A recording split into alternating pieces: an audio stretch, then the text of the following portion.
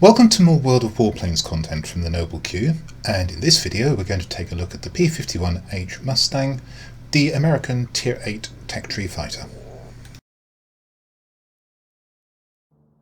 Here's my P-51H Mustang on the tarmac outside my hangar, and this is an aircraft I would describe as muscular rather than handsome. I know many of my American viewers will probably disagree with that. Regularly hear them saying how beautiful this aircraft is. Beauty is in the eye of the beholder. Let's have a look at the interface. My Mustang is not specialised. Here's how I've built it. I've put on a gun sight, unsurprisingly. I have polished skin and I have the uprated engine, so clearly this is about speed. That said, for reasons that I'll explain a little bit later in the video, the two slots here, the airframe and the engine, when they're unlocked, I'm likely to put a lightweight airframe and a lightweight power unit in those, and to give myself more manoeuvrability. As far as the consumables are concerned, single seat fighter, therefore I have a fire extinguisher, for manoeuvrability, pneumatic control assist, engine cooling for an extra 10 seconds of boost if I have some, universal ammunition as I never use gold, and when this final slot is unlocked, I will probably put in the engine restart bottle. However, if you are planning on an out-and-out speed build, you might consider improved mixture control. As far as paint is concerned, all of my camouflages are the standard seasonal paints. However, this is worth considering, again, particularly if you're going for an out-and-out speed build. There is a chrome camouflage that's available. If you have it, you might put it on, and as you can see, that will bump your airspeed rating up by 1. I think that improves the look of this aircraft, so we'll leave that on for the moment. So what we'll do next is we'll take a look at the numbers, although I'm not going to go into them exhaustively as there are a lot of Tier 8 fighters. I'm going to summarise what are the threats, what you have to be aware of. And it's in that section where I'll discuss why I'm considering adding to the manoeuvrability of this aircraft when I get the two airframe slots. The airframe slot and the engine slot available. However, if you can't face looking at a spreadsheet, use the links below to skip ahead to another section. So here we are, here are the numbers, and as ever on a spreadsheet, I hope you're familiar with these by now, I have the P-51H in columns C and D, all other fighters occupy 2 columns off to the right. Down the left we have the main attributes of fighters that we're going to look at. These are the things that you can see in the UI. The body of the spreadsheet has the numbers, the information that we want to look at. Configuration is stock, no fighter has ordnance, so that's not relevant here, no equipment, no pilot, top modules. Green on the sheet indicates best in class, light blue second best in class, light purple third best in class, and the gold colour indicates a premium aircraft. Rather than go through these sections exhaustively, what I'm going to say is the P-51H, its main assets are its speed and its altitude performance. Its altitude performance amongst the fighters is as good as any other, with the sole exception of the outlying J-8M, the Japanese rocket fighter. And the speed is excellent as well. However, one of the drawbacks is the gun armament, unless you have light machine guns, which of course don't overheat very easily, so that's an advantage, but the DPS is only 390, and that's amongst the lowest on offer for a Tier 8 fighter. Moreover, there are a number of what I would describe as deadly threats amongst the fighters to the P-51H. The ME-209A has very similar performance characteristics, although actually a worse DPS, and its cannon will overheat. But if you get engaged by one of these one-on-one, then you're going to have to rely on your piloting skills to escape, because you really don't have much of an opportunity to get away from it. It can drive as fast as you, it's slightly more manoeuvrable in theory depending on the build, it's got the same sort of altitude performance, so be aware of the ME-209A. And similarly, the I-250, although you may have a little bit of a manoeuvrability advantage and you may be able to get above it to a degree, its armament is far superior, so if it catches you unaware and then engages you and you engage it, you may struggle to get away from this one as well. Another deadly threat. To all intents and purposes, the premium P-80A, which is a jet fighter, is a superior Mustang. The only place where it may be lacking is in maneuverability, and then not by much. If you get engaged by one of these, again, you're going to have to rely on your piloting skills for escaping, because there's no obvious maneuver that you can pull, such as diving away or climbing, that will get you away from one of these. Thereafter, the threats decrease, but they're still significant. The TA-152 has similar altitude performance, and of course it's a sniper, so it can hit you from long range, although to be fair, its ability to hit small targets like a P-51H was nerfed back in the middle of 2018, and it doesn't have the maneuverability to compete with you. The Horton, again a premium aircraft, much faster than you, and again a sniper at long range, with no drawback about hitting small targets, unfortunately, compared to the TA-152. But unless it's a surprise maneuverability build, you are going to be able to outturn it. One-on-one, though, it could just keep on boom and zooming you, so that could be irritating. And the J8M will do something similar, and it's got far superior altitude performance. Of course, its limitation is its boost, so probably it will put in 1 or 2 attacks, and then it will have to go off and do something else whilst it replenishes its boost. In terms of altitude performance, you need to keep an eye out for the Chinese Shenyang, the JL1A37. Although you can outmaneuver it easily, it can get up as high as you, and again, it can hit you extremely hard. This is the best DPS in a fighter at Tier 8. You don't often see the XF-15C, but again, it can get up for you. Your advantage here again is your maneuverability. It's still a threat, and it will take you a long time to knock this one down, because it is built more like a heavy fighter than it is an out-and-out fighter.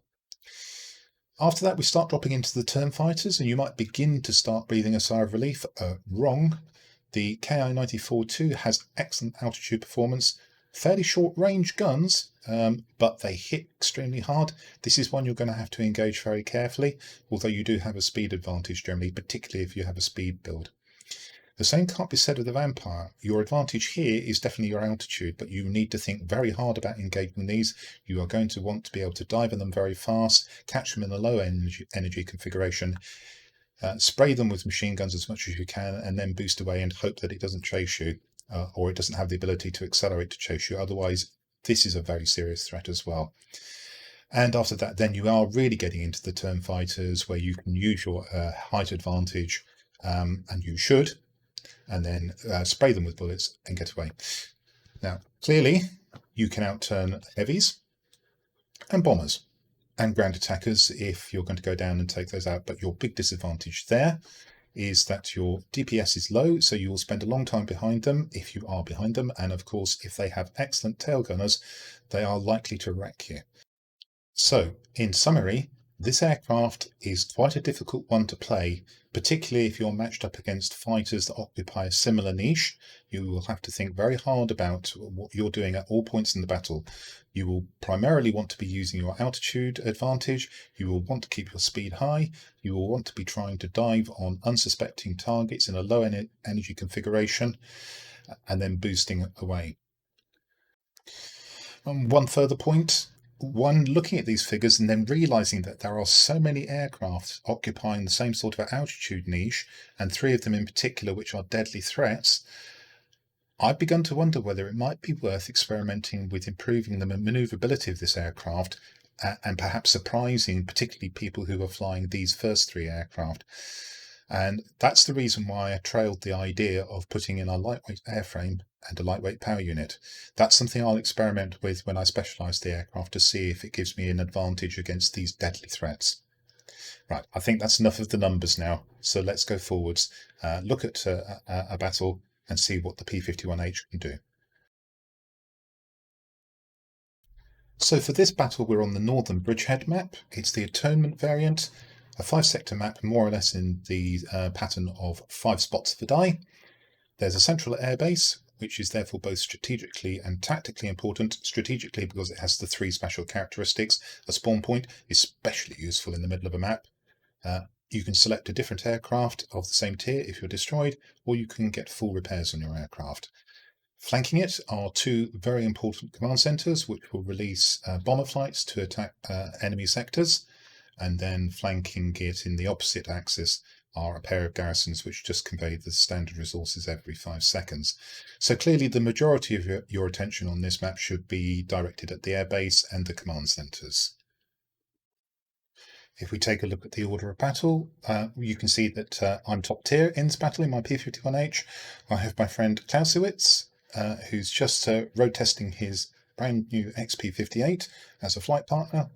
And we have another heavy, the P-1056. On the opposite side, we have a blind bomber in a bomber. That's very appropriate. An Su-9 sniper, a Soviet beast with a long-range cannon, but several disadvantages, including maneuverability, speed, and altitude performance. And then there's another heavy at Tier 7, the Hornet. Now, immediately you can see I have none of the deadly threats that I identified against me. This is about as favourable a matchup as you can expect, and this is the sort of matchup where you want to make as much of your aircraft as you can, because these sorts of matchups won't come along too frequently. Anyway, let's see what happens in the battle. So here we are about to enter battle, and because I'm the only human fighter in both teams, I'm going to head straight for the central airbase and try and secure it, because I don't have to worry about opposition human fighters. Can't totally ignore the bots, but of course they're less of a threat than a human fighter who will probably target another human fighter if he comes across it. So here we go, heading straight to the airbase.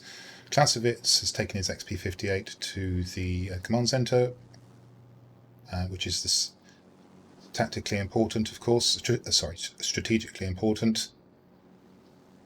And I begin to hunt down the first heavy. I see a number of red aircraft coming towards me, so I swing to have a look.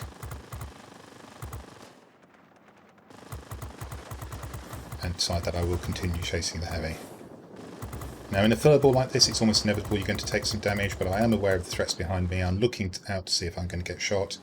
I did take a few shots, but then they stopped, so I carried on taking the heavy out. I have got a damaged wing, so I decide to focus the Hornet. I'm fast enough to track and chase down the Hornet, and I begin to work him over. Clausewitz has already taken our command centre, but the enemy have already done that with theirs, and Clausewitz comes in and finishes off the Hornet that I'd pushed his way. Not a plan, but that's the joy of playing in a flight. You can work together. So now I go looking for other targets. Put some shells into an enemy plane and one of the air defence aircraft. The air defence aircraft finishes off the enemy plane, so I just set about the air defence aircraft.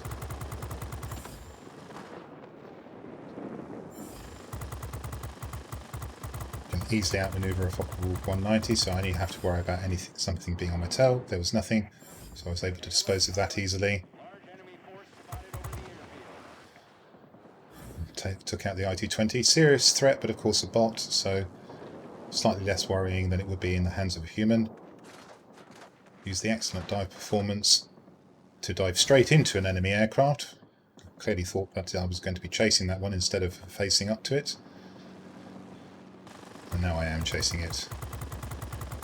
And it turns out to be the Su-9, and as you can see I had no problem outmaneuvering that aircraft, but I took a big clip from it. I've lost virtually all of my health, and I was worried here slightly that the IL-20 would destroy me with his rear gunner. That's got a good rear gunner, the IL-20. And with the help of Clausewitz we secure the airfield, and I'm thinking about getting repairs as I only have a few hit points left. Can't do that because I'm immediately engaged. Fortunately, one of my bots saves me. Clausewitz probably would have if he'd been given the opportunity. And now I'm able to hang around the airfield. I'm waiting to pick up repairs, and then I'm going to go and assault the command centre that belongs to the enemy. I have my repairs, so off I go.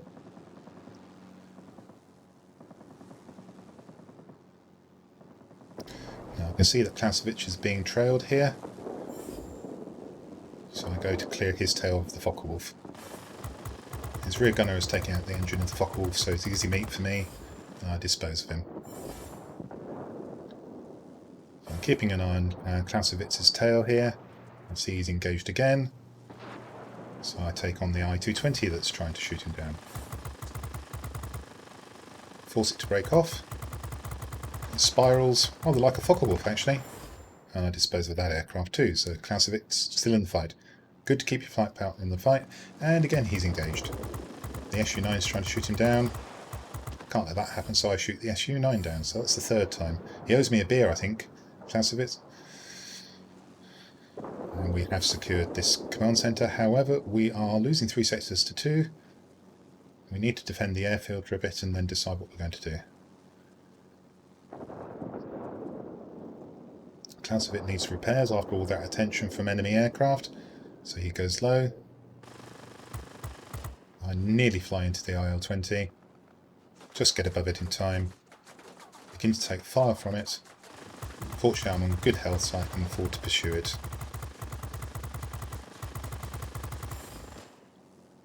Kept a close eye on its manoeuvres, so it couldn't swing back and suddenly force me to fly into the back of it.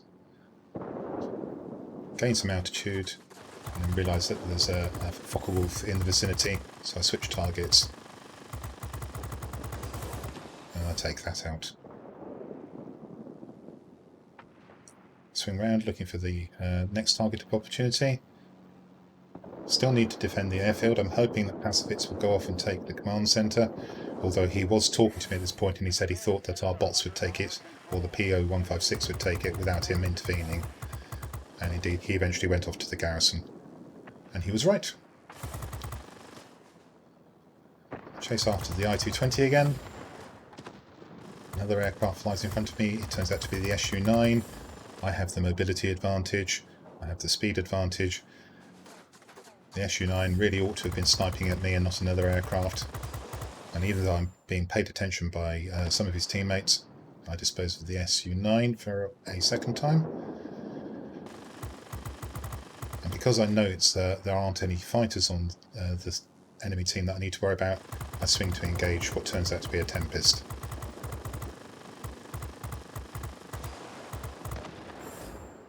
Destroy that.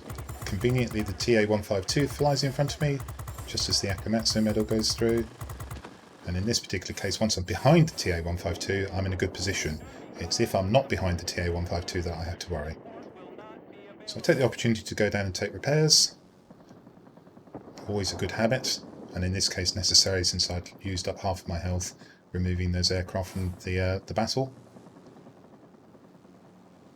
And then I swing up to address what's coming into the airfield again. In the meantime, Clausewitz has taken the garrison. We've lost the command centre, the what I might call the foreign command centre, the one closest to the enemy spawn. That's not too much of a surprise. I will be giving consideration to going to take it again though. And for the third time I find the Su-9 trying to assault my flight partner. And for the third time I'm in a position to save him and take out the Su-9. I leave Clausewitz to attack the bomber. Avoid the multi-roll coming in. The Winged Legend's just gone through. The first of the flight medals go through, and spoilers, we get all of the flight medals. And you can see 2 of them have just gone through. The third one is unstoppable, we also get that. I snatched the Focke-Wulf just off the nose of Clausewitz. He ended up getting a Predator medal in this battle, and I think that was largely due to me. Sorry, Clausewitz, but I did appreciate your support, and I did save your tail several times, so maybe I earned it. Find the I-220 flying across me conveniently. That turned out to be an ace, quite a quick one. I had no idea I'd killed so many aircraft at this point, and now my team is getting fully on top. We have 4 sectors, including 2 of the strategically important ones. I'm able to assist in the destruction of the civilian. Very nearly fly into my flight partner. Well, I often say if you don't crash into your flight partner at least once in a game, you're not flying close enough together. I may say it, that's not actually true for the most part. Most of the time you'll be splitting your effort across more than one sector. Maybe I should do a video about flight tactics someday. I'm able to get behind the Focke-Wulf. I leave it for Clausewitz to finish off because he's behind it. And then I swing around behind him, and we go and attack the remaining command centre that the enemy has. And at this point the enemy only have 3 aircraft left, so it's a foregone conclusion we're going to win. I managed to put a bullet or 2 into the defence aircraft and then the game ends. Very nearly 19,000 personal points, and more medals than I can shake a fist at. So a good game for the P-51H, albeit in very favourable circumstances. So let's take a look at the outcome of this battle in the P-51H Mustang. And as we can see, it's a 5 chevron battle, which is a grade 1 fighter. 137,251 credits, or silver if you prefer, of which about 46,000 were owing to the premium account bonus. As we can see, I've set it up previously in the message box. There are no expenses. I'm using prepaid consumables. I wasn't shot down, so there's no repair cost. A rather handsome 12,287 aircraft experience with bonuses. 614 for experience. That's the first win of the day, I think, with that bonus. Certainly a premium account bonus. And 3 tokens. All of these were for first medals of the day: the Marseille medal, Hero of the Sky, and the Ace. And there's so many medals there that I can't actually tell you all of them. I can tell you that all 3 of the flight medals are there. So that's Tip of the Spear, Unstoppable, and Laws of the Sky, which is the one I'm hovering over. And I think you can just see that there's an Ace in there as well, plus the Wind Legend, Akamatsu. So I think I've got all of them there, apart from the Hero of the Sky. Nice haul of medals anyway. If we go to the personal score tab, we can see that all of the aircraft-specific missions were completed. 18,755 personal points, only the 1 sector captured. 20 aerial targets destroyed, exactly the number needed for the Ace. 5,769 damage to aerial targets with 17 critical hits. The machine guns don't often produce critical hits, obviously. Capture points of 640, and that was divided exactly into 324 defending and 324 attacking sectors. When we look at the team score tab, we can see that was enough for first place, both by personal points and by chevrons. Very good effort from the P-1056 there, and my teammate Clausewitz Aro put himself about in the XP-58 to good effect. That's a fairly new aircraft for him, so he's coming along nicely in that, I would say. Good effort from the Junkers 288C. Hornet tried hard, the Tier 7, but basically we overwhelmed the enemy team and secured the victory. That concludes my look at the P-51H Mustang, the American Tier 8 tech tree fighter, and as you've just seen, in the right matchup it can be an extremely powerful plane. When some of the deadly threats that I identified earlier in the video are present, it will have to be flown much more circumspectly in order to make an impact. However, if you like machine guns, you like guns that don't overheat, you may very well find that this is the plane for you. It leads onto the FJ1 and the superb Sabre, so it's well worth working through this line, in my opinion. Well, I hope that was of some interest to you, and if it was, that you'll come back and watch my future content. But until then, this is the Noble Q signing out.